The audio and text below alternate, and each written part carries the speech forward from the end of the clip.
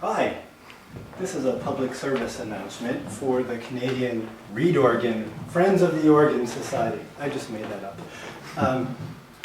We have a Canadian instrument here, circa 1891, made by the Bell Company in Guelph, Ontario. And I want to show you a couple of the features of this instrument and a couple features of what it means to live and play reed organs in Montreal in wintertime. We are now, what are we, February what?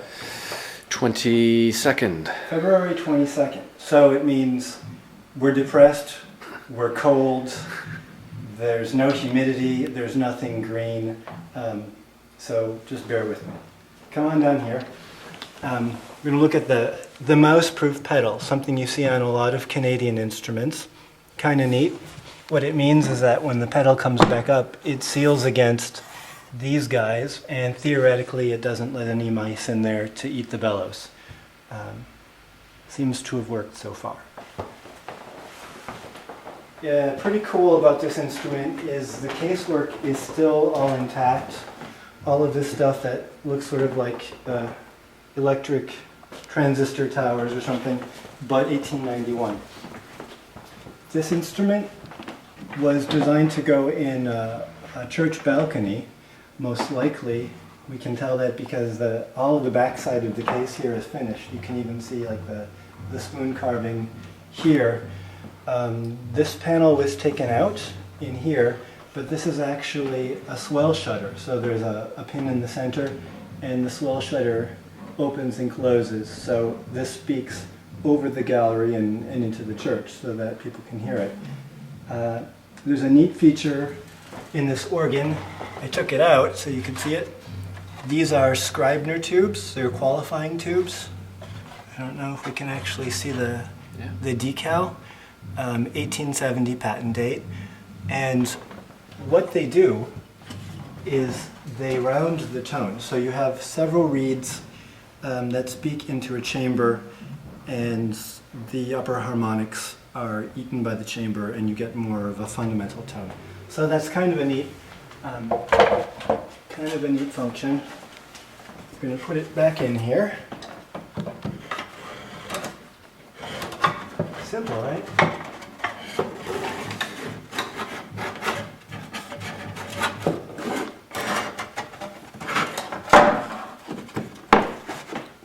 Okay, treble one.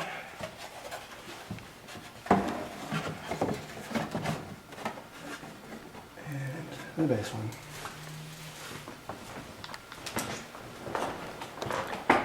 Do you want to talk about the humidity effect on the take so one? It's February, it's dry. At nighttime it gets down to say minus 35 Celsius. We very barely survive ourselves. And what it does to the organ is these things are all tight in summertime.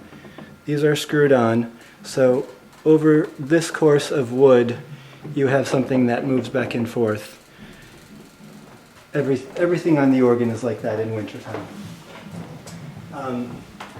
When you have a width of wood like this on the soundboard inside, you have a whole bunch of movement, which means all kinds of cracks and wheezing, and the instrument doesn't sound well right now. Come springtime when the flowers are blooming, it's raining out, it'll sound great again. But this is what we get now, and I'm going to play for you. We'll start with the 8-foot foundations. So we have diapason and melodia, and they're speaking through the qualifying tubes that you just saw.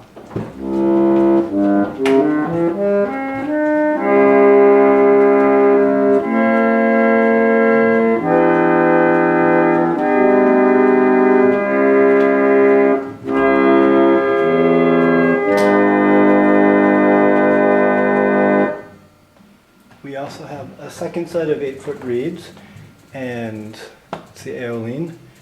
Very narrow scale, small sound, but it's very lovely.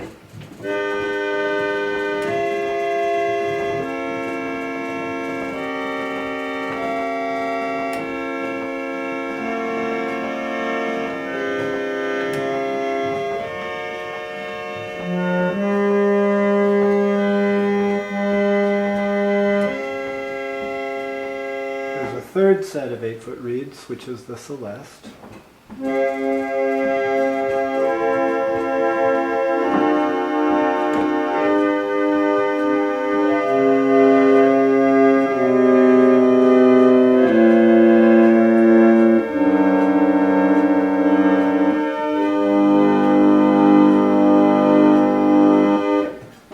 Also works well with Melodia.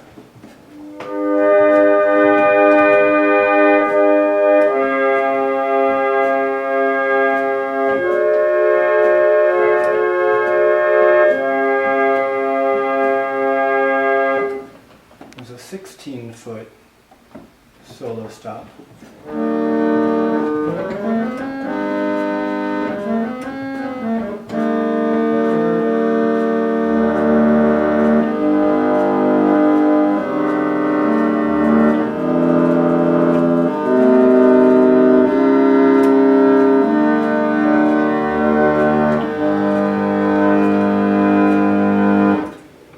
And there's a 4-foot, which we would use to brighten up, say, an 8-foot. Like this.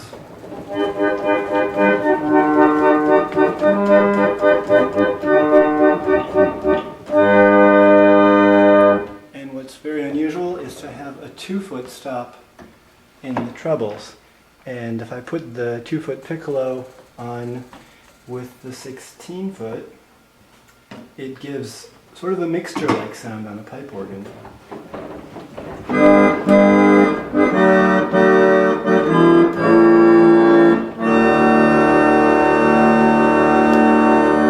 And then with a chorus of 8 and 4 in the bass, and then 16, 8, 4, and 2 in the trebles.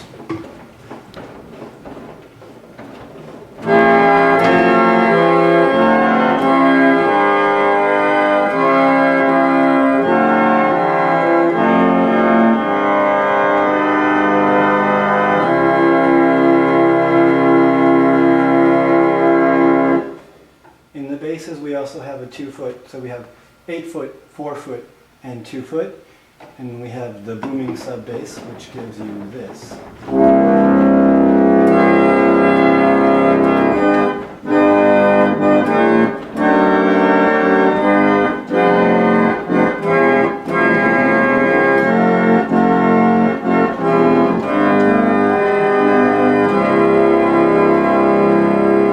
In the bells and whistles division, the octave coupler plays the octave above mechanically.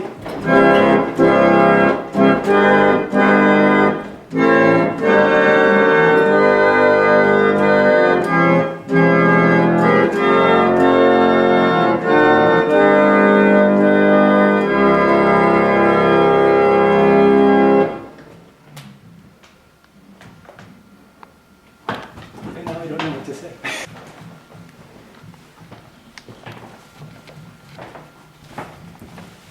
So we've got also a pump mechanism for this instrument. So you don't actually have, the player doesn't actually have to pump it. And it's kind of neat in that for the pumper there's a little, it's not functioning right now, but there's a little guide on the side with the white dot on it. So when you're pumping the bellows, you can see that there's wind inside if this thing's hooked up, which it's not. But you can see by the movement here in this wind gauge. So what I'm going to do is I'm going to do a little circus act for you, and I'm going to pump it on the side and then play something here.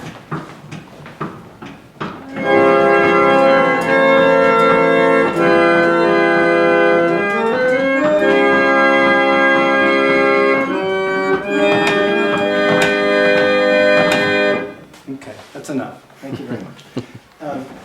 And then maybe a little bit about the details.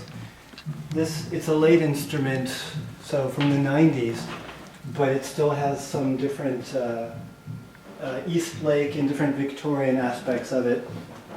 My favorite are all of these little dots that are applied with brass nails.